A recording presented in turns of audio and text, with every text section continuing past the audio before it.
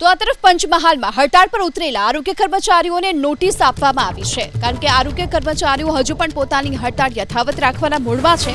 જિલ્લા આરોગ્ય અધિકારીએ તેમને નોટિસ ફટકારી 24 કલાકમાં ફરજ પર હાજર થવા માટે નોટિસ આપવામાં આવી છે અને જો 24 કલાકમાં હાજર નહીં થાય તો કાર્યવાહી કરવામાં આવશે। આ વાત આરોગ્ય અધિકારીએ કરી છે। તો પંચમહાલમાં પણ હડતાળ પર ઉતર્યા છે આરોગ્ય કર્મચારીઓ। આ તમામને ફરજ પર હાજર થવા માટે નોટિસ આપવામાં આવી છે અને 24 કલાકમાં હાજર થવા માટે આરોગ્ય અધિકારીએ નોટિસ આપી।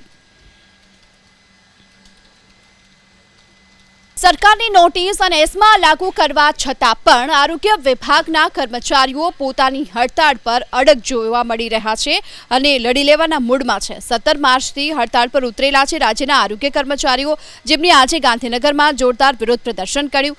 પડતર પ્રશ્નોની માંગ સાથોસાથ મોટી સંખ્યામાં આરોગ્ય કર્મચારીઓ ગાંધીનગરની સત્યાગ્રહ છાવણીમાં એકઠા થયા। અલગ અલગ બેનર, પોસ્ટર સાથે આરોગ્ય કર્મચારીઓએ સૂત્રોચ્ચાર કર્યા, સરકાર સુધી પોતાની માંગ પહોંચાડવાનો પ્રયાસ કર્યો। જો કે એટલું જ નહીં, જ્યાં સુધી આ માંગ નહીં સ્વીકારાય ત્યાં સુધી હડતાળ નહીં સમેટવાની ચીમકી આપી।